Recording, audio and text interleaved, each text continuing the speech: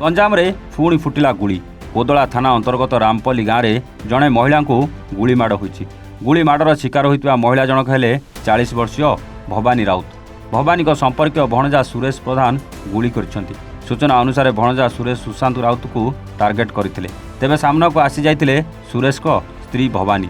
ଭବାନୀଙ୍କୁ ଗୁରୁତର ଅବସ୍ଥାରେ ଗତ ବିଳମ୍ବିତ ରାତିରେ କୋଦଳା ଗୋଷ୍ଠୀ ସ୍ୱାସ୍ଥ୍ୟକେନ୍ଦ୍ରରେ ପ୍ରାଥମିକ ଚିକିତ୍ସା କରାଯାଇ ପରେ ବ୍ରହ୍ମପୁର ବଡ଼ ମେଡିକାଲକୁ ସ୍ଥାନାନ୍ତରିତ କରାଯାଇଛି।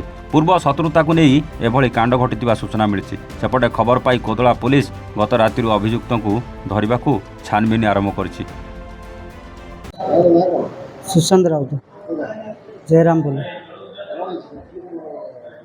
ତାଙ୍କେ ମାଇନା ଲୋକର କ'ଣ ସେ କୁଆ ବୋଲା ହେଲେ ଆଜ୍ଞା ପର ଲୋକର କ'ଣ ସେ ଶୁଣିକିରି ଆସିଲା ଆସି ସେ ଘରେ କ'ଣ ପଚରା ଉଚରା ହେଲା କ'ଣ ଏମିତି ଗାଈ ପ୍ରାୟ ଦାନ ହେଲେ ସେ ତ ଗଲା ଆଜ୍ଞା ଆଣି ଫୁଟେଇ ଦେଲା ଆଉ। ସେ ପିଲା ଆମ ଗାଁର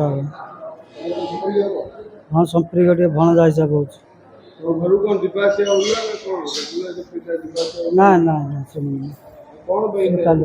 ସେ ପର ଲୋକ ଏମିତି ମାଇନା ଏମିତି ବନ୍ଧରୁ ଗଲେ କଥାବାର୍ତ୍ତା କ'ଣ ଏମିତି ହଉନାହାନ୍ତି କି ସେ କଥାବାର୍ତ୍ତା କ'ଣ ନେଇକିରି ସିଏ କ'ଣ ତାକୁ ଯାଇକରି କହିଲା ମୋ ମାଇନା ଏମିତି କ'ଣ କହିଛି ବୋଲି କହିଲା।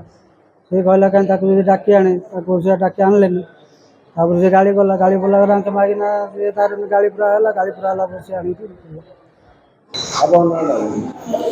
ମୋ ନାଁ ଆଜ୍ଞା ମୁନା ପରିଡ଼ା। କିଛି କେଉଁ ବିଷୟ ନାହିଁ ଆଜ୍ଞା। ସେ ଛାତ ବାଟିଆ ଦେଇକିରି ଅପାଙ୍କର ଛାତ ବାଟିଆ ଦେଇକିରି କ'ଣ କ୍ରାଇମ୍ କରିବାକୁ ଯାଉଥିଲା। ଅପା ମନା କରିବାରୁ ଅପା ୱାର୍ଣ୍ଣିଂ ଦେଇଥିଲେ ଗୋଟେ ଥର କହିଲେ ନେକ୍ସଟ ଟାଇମ୍ ଯଦି ଆସୁଲେ କହିବି ତୋ ବୋଉକୁ ଯାଇକରି କହିବି।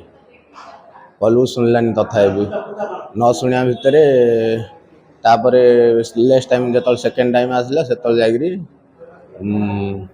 ଅପା ଯେତେବେଳେ ଦେଖିଲା କହିଲା ତା ବୋଉକୁ ଯାଇକରି କହିଲୁରୁ ସିଏ ଆସିଲା ଆସିକିରି ଗାଳି କଲା ପ୍ରଥମେ ଅପାକୁ ଗାଳି କଲା ବାଦେ ସିଏ କହିଲା ତୁ ଏମିତି କହୁଛୁ ମୋ ବୋଉ କ'ଣ କହିଲୁ କହିଲା ତତେ ମୁଁ କହିଥିଲି ନା ତୁ କାହିଁ ଏପଟେ ଯାଉଛୁ।